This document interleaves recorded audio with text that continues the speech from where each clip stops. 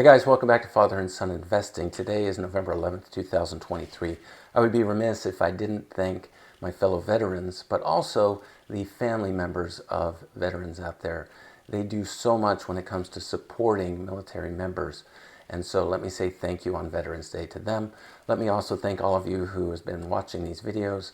We made it over that 10,000 in 24 hours mark finally. The previous video did 9.9 thousand, and then you guys pushed it up over 17,000 for the last video that I did, so thank you very much. Let's move on to the topic for today. The topic for today is 3 things that the markets just are not getting when it comes to bond yields. So let's get into it. All right, the first thing that I want to talk with you about is just how the markets are not getting how intricately tied the Fed's monetary policy decisions are to the current fiscal market, or essentially the bond market is what we're going to talk about here. Now, I want to share with you a clip from Chairman Powell's press conference following the FOMC meeting, and let's just try to pick out 2 things that he had to say here regarding this. In this case, the tighter financial conditions we're seeing from higher long-term rates, but also from other sources like the stronger dollar and lower equity prices could matter for future rate decisions as long as two conditions are satisfied.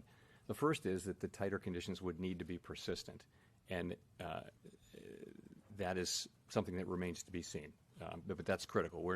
Things are fluctuating back and forth. That's not what we're looking for. With financial conditions, we're looking for persistent changes that are material. The second thing is that the longer-term rates that have moved up, they can't simply be a reflection of expected policy moves from us. All right, I know that was a little bit of a long clip, but I hope you noticed the 2 things. Number 1 was that he talked about fluctuation in the bond market. Let's just look at that fluctuation.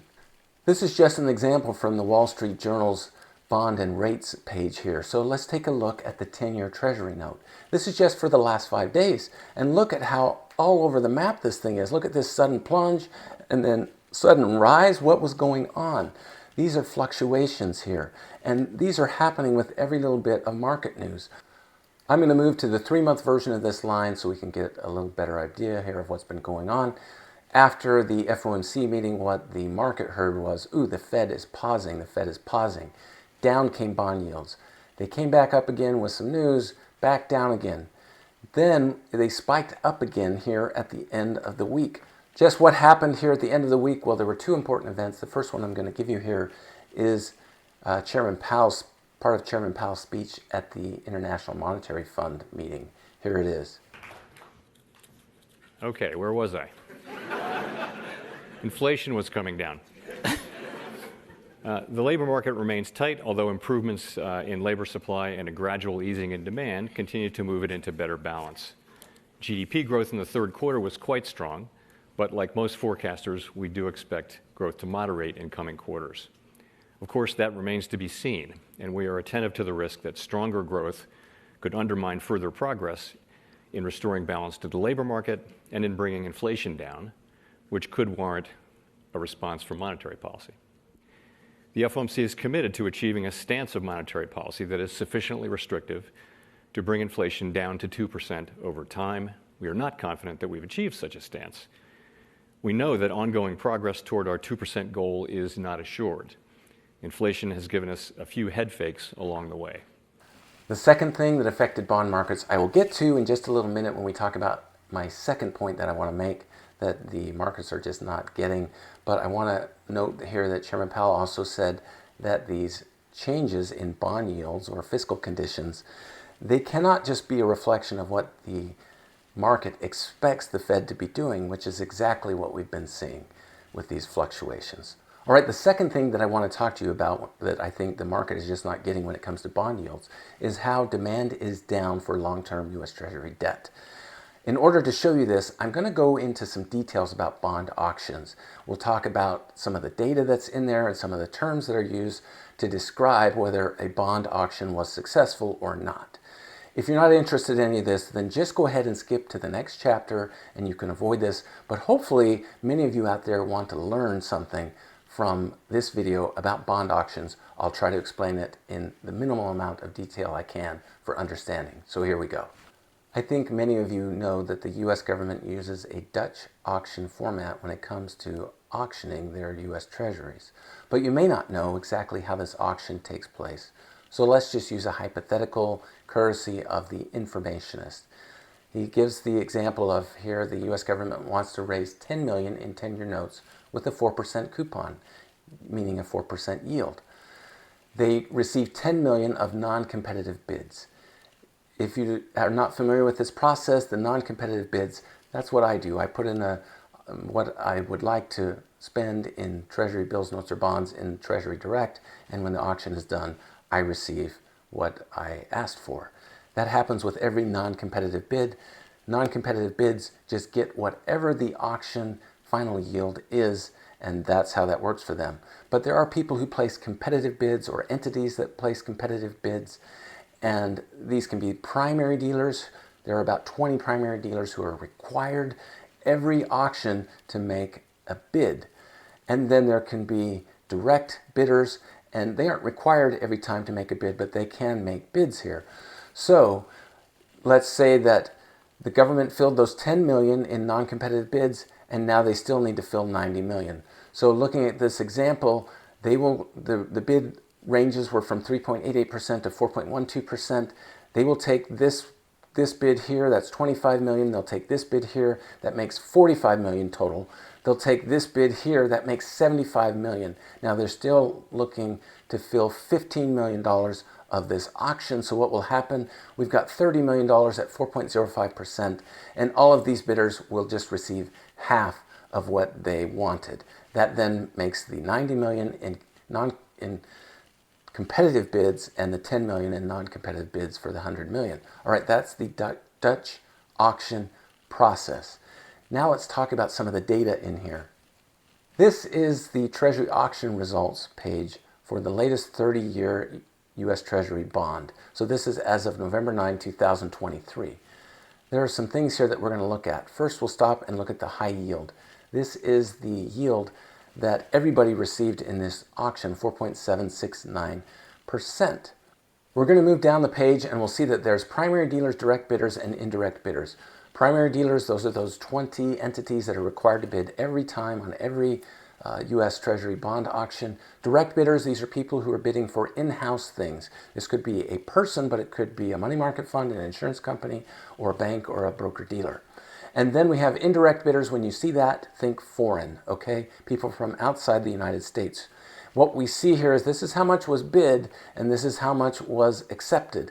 And what we see is that the indirect bidders, think foreign here, received by far the bulk of this. In fact, it was about 60%. And then you can see primary dealers and direct bidders and what they received. Lastly, I want to move down to bid to cover. I've talked about this in other videos, but if you haven't seen that, just think of bid to cover ratio as the amount of money that was bid on these treasuries versus the amount of treasuries that were essentially awarded.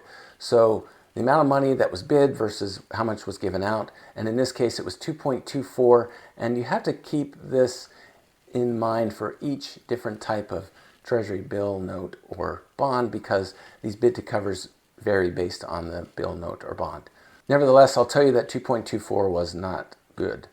All right, just two more things we need to cover before we get into just how the demand is down. If you're not aware of it, there is something called the when issued market. I'm not going to go into great details on this, but just understand that it is essentially a way that all of these guys who are making bids here can kind of get an idea of where the market is going to settle. And so it gives you an estimate before the auction. It actually runs right up to auction time of where they think the yield will be coming in. All right, so that's the when issued market.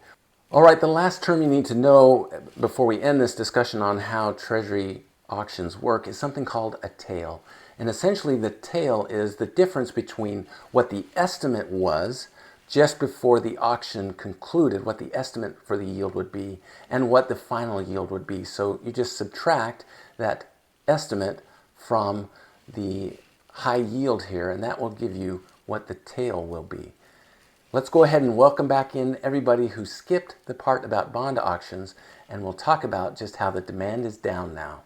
These are two articles that appeared this week in Barron's. They are actually only one day apart. November 8th, 2023, Treasury auction sees modest demand. And they talk about what the tail was, and the tail was 0.8 basis points. Now, in order to understand what a good or bad tail might be, if it gets in the range of 4, 5, or 6 basis points, that's considered a disaster. So 0.8 basis points is not bad, and that's why they say modest demand. However, the next day, November 9th, 30-year Treasury auction breaks bad, sinks stock market. What happened with this 30-year Treasury auction? Well, investors were awarded 4.769%, and that was 0.51 percentage points higher than the yield in the pre-auction trading, or that when issued market. 0.51% is 5.1 basis points. 4, 5, 6 basis points in tail is considered a disaster, and this tells us that the demand is going down. There's a nice article here by Tyler Durden at Zero Hedge. I'll make sure I give him credit for his work here. There are two particular graphs in his work that I want to share with you. The first is this. Now that you understand what a tail is from my discussion earlier, you'll see that this was the biggest tail here in the last 7 years. The biggest tail, meaning the government had to raise those yields up beyond what the expectations were in order to get people to buy their treasury. This is bad. The second graph here is actually wonderful. We're going to spend some time on this one. I'll help you understand what's going on this. We talked earlier about indirect bidders, direct bidders, and primary dealers. Remember, indirect, we're going to think foreign. These are treasuries going to entities outside the United States. The direct bidders are here in green, and the primary dealers are here in blue. Remember, those are the 20 or so entities in the United States that have to make bids on every Treasury auction. So let's just take a peek at this red part of this graph here. What we'll notice is that over time, the red part of the graph has been taking up more and more of U.S. Treasuries. Then we're going to notice that in the last little bit, the red part is going down. In fact, it's down to 60% versus 65%. So, in fact, it was up to almost 70% here just earlier in the year. What does this tell us? This tells us that demand from entities outside the United States is going down. The other part we'll look at is here in blue. These are the primary dealers. They had to accept a larger portion of this auction than they have in recent months, going from about 12.5% or so to 25% of the auction this time. This tells us that demand is going down. The third point that I want to make when it comes to the market not understanding or getting bond yields is that people are concerned about the level of U.S. debt and about the interest that they're paying on that debt. Here's an article from yesterday that may have flown a little bit under the radar. Moody's cuts outlook on U.S. credit rating. Now, this was not a downgrade, but what they did was take their outlook from stable to negative. Essentially, they're putting the U.S. Treasury on watch here. Moody's cited the federal deficit as a key driver behind the action, but not the only reason. They went on to say the downside risks to the U.S. fiscal strength have increased and may no longer be fully offset by the sovereign's unique credit strengths, the full faith and credit of the United States. And they continued, in the context of higher interest rates, without effective fiscal policy measures, think of Congress, to reduce government spending or increase revenues, Moody's expects that the U.S. fiscal deficits will remain very large, significantly weakening debt affordability. Now again, this is not a credit rating downgrade, but they are putting the government on watch here. Back in August, when Fitch downgraded them, a few months earlier, back in May, they had put them on watch and then followed through with the downgrade. Of course, the government officials just kind of shoved that off and actually criticized Fitch for doing it rather than paying attention to what the factors were. Now we have Moody's come along, putting essentially them on watch with this change from stable to a negative outlook. And I fear that we may see another credit rating downgrade coming from Moody's. S&P already did it. That was way back here. And Fitch just did it in August of this year. And what will happen then with Moody's? And how will the government respond? So people out there and entities out there are concerned about the level of debt. And that is going to help or keep U.S. bond, especially the long-term bonds, those yields up, in my opinion, because the only way the government's going to be able to get those sold is by keeping the yields up. All right, that's going to do it for today. 3 things that I think that the markets are not getting when it comes to U.S. Treasury bond yields, particularly at that longer end, the 10, 20, and 30 year. When the Fed is seeing those fluctuations, particularly when things go down and drive economic activity, when I'm talking about bond yields going down, and that drives economic activity because borrowing gets cheaper, that's going to raise the risk for increasing inflation and the chance that the Fed will be raising rates. And also remember that Chair Powell reminded us that these bond yield changes can't be just a reflection of what the Fed is doing with their monetary policy. I talked about demand being down, and I showed you in that very colorful graph how that is going. We also talked about auctions. I hope that was helpful. If it was, give us a thumbs up. And then lastly, U.S. debt, both the level of debt and the amount of interest are really starting to become concerning for people and for ratings agencies and other entities. And I think that markets aren't getting that, and I also think that the U.S. Congress isn't getting that. Please share this information with a young person in your life, and as always, until next time, enjoy your investing.